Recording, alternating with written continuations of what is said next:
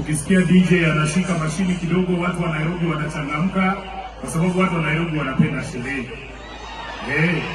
Sasa hii sherehe imekuwa ya kufana sana. Nataka nikupongeze tena kwa sababu wewe baada ya kuchaguliwa ulituweka sisi wote pamoja kama viongozi wa Nairobi. Na ndio kwa maana unaweza kuniona mimi hapa katika hafla hii, kwa sababu ulituambia kama ni masuala yanahusu Nairobi, sisi tutatembea pamoja kama viongozi wa kaunti ya Nairobi. Nataka kukushukuru kwa sababu unaona wabunge wako hapa, wajumbe wa MCAs wote wako hapa. Mheshimiwa Gavana, na mimi kama seneta wako ulinituma kule kwenye bunge la Senate ili niweze kupigania nyinyi mpate fedha zaidi, ndio muweze kuwafanyia wananchi hawa kazi, ndio uweze kujenga zile soko ambazo ulisema utajenga, ndio uweze kusuluhisha mambo ya hospitali zetu na kuweka mji wetu ukiwa safi. Kama seneta wenu, kwa sababu hii ni mara ya kwanza na mimi nikutana na nyinyi miezi hii 9, nataka niseme asanteni sana kwa kura ambazo mlinipatia niwe seneta wenu. Na jambo la pili, niwape ripoti kwamba siku zote mnajua Sifuna hatabadilika. Sifuna atasalia yule ambaye alikuwa anaomba kura kwenye mitaa. Nitasimama kwa ukweli, afadhali unichukie kwa ukweli kushinda tupendane kwa uongo. Hiyo ni kazi ambayo sitafanya. Mheshimiwa Gavana, ndani ya bunge la Senate kuna mambo ambayo najivunia tumefanya miezi hii 9.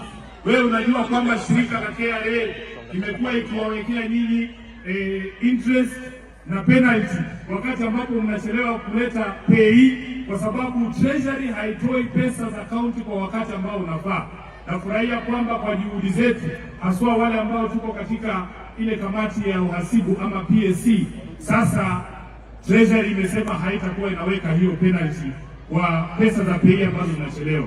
Lakini kitu ambacho kilinivunja moyo zaidi, Gavana, nilienda kule kwenye Senate kupigania pesa.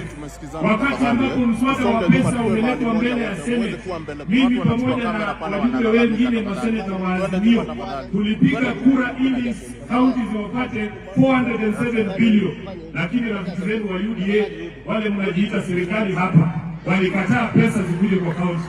Kwa hivyo hawa wananchi lazima waulize kila mtu ambaye amechaguliwa awajibike kwa uamuzi ambao anatoa pale ndani. Jambo la pili, Gavana, kuna mambo ambayo yanafanyika hapa Nairobi. Wewe una mipango mzuri ya watu wa Nairobi. Nataka nizungumze, nikuombe kwamba tofauti na viongozi wengine katika taifa hili letu la Kenya, mimi nakuomba Gavana, uwe mtu mwenye kusikiza wananchi. Sikiliza hawa watu. Sio ati kwa sababu umechaguliwa wewe unakuwa mwenye akili zaidi ya hawa wananchi. Hapana. Hawa wananchi wanajua kitu ambacho ni bora kwao na lazima uwasikize ili tuweze kusonga mbele pamoja. Nitakwambia Mheshimiwa Gavana, ulikuja katika bunge la Senate kwa sababu tulikuwa na shida kubwa katika hospitali yetu ya Mama Lucy. Wale walinzi ambao wamewekwa pale kwa gate ya Mama Lucy hawana utu. Wanaona mama anataka kuzaa, wanamwangalia tu. Mpaka inafika mtu anakufa kwa gate, Gavana, katika hospitali zetu. Leo hii ile kamati ya bunge ya health ambayo inaongozwa na Seneta Mandago wakiwemo na Seneta Hamida wametoa ripoti wakasema bodi nzima, the entire board of Mama Lucy Hospital lazima waende nyumbani kwa sababu ya zile vifo ambazo zilifanyika ndani ya hospitali ya Mama Lucy. Mheshimiwa Gavana, mimi mwenyewe kama seneta wako, baada ya hiyo ripoti kuletwa bungeni Tuesday, nitakuletea kopi yako, usiseme haujaambiwa. Wananchi mnaunga hiyo mkono? Mnakubaliana na seneta wenu? Jambo la pili, Gavana, wewe unaanzisha mradi wa kujenga zile nyumba za old council estates. Mimi nakuomba Gavana, kwa mara nyingine wasikilize hawa wananchi. Nilikuwa juzi hapa Ofafa Jeriko, watu wa Ofafa Jeriko walikuwa wamefukuza hata watu wako wakajo. Kama sio mimi kufika, hawangekubaliwa kuingia. Watu wa Ofafa Jeriko sio wazimu, ni wananchi kama tu wewe na mimi. Watu wa Jeriko wanasema Gavana, tangu mradi wa nyumba uanzishwe Jeriko hawajahusishwa. Wanakuja tu kuambiwa contractor amefika, sijui mtahama, sijui tutabomolewa.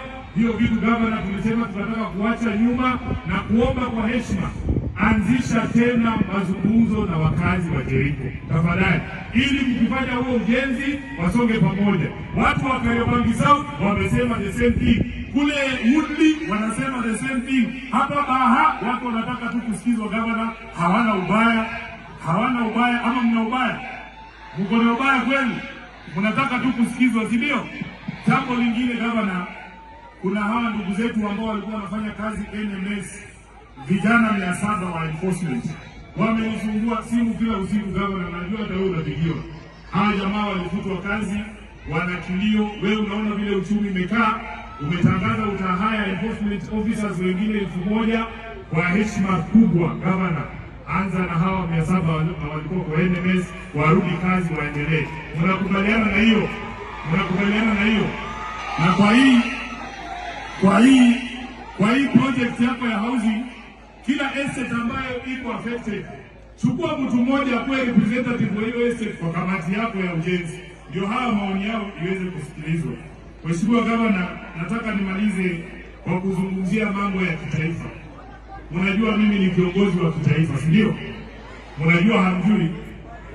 Mheshimiwa Gavana, tunafanya hafla hii wakati ambapo Wakenya wako hali ngumu sana. Nairobi maisha imetushinda bwana Gavana. Maisha imetushinda hapa Nairobi. Mimi siku hizi napigiwa simu hata wale tenants Gavana, watu wanahama na mikokoteni usiku kutoroka Malando. Vijana wetu wengine wanalala kwa video show, hawana pesa ya kulipa nyumba bwana Gavana. Bei ya unga imeshinda hao watu. Bei ya unga imeshinda hao watu. Siku hizi wameniita chief agent wa unga ama senator wa ugali.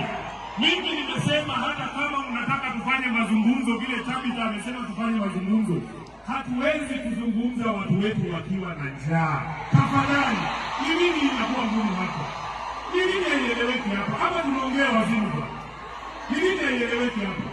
Tafadhali, mimi nasema kwanza tuweze kuwapa wananchi wetu uwezo wa kulisha familia zao. Wakati tumeshiba tuongee mambo mengine. Hapa nimesema vibaya. Mnakubaliana na hiyo? Mnakubaliana na hiyo? Wewe fikiria gavana, ati leo unaleta mswada kwa bunge serikali hii yenu kusema ati mtu wa salon pia yeye anaenda kulipa ushuru. Ile wivi, hii makucha fake, hii kope fake, ndio ni vitu ya kuweka ushuru juu yake kweli.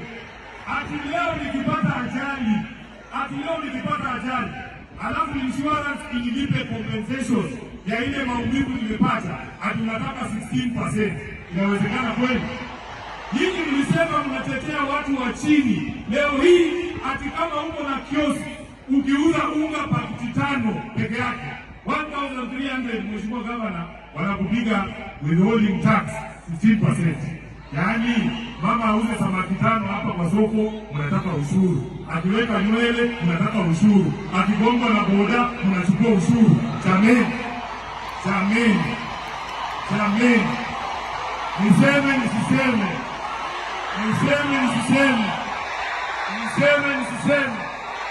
Sisi watu wa Nairobi tunapinga huo mswada kwa sababu tumechoka na mzigo.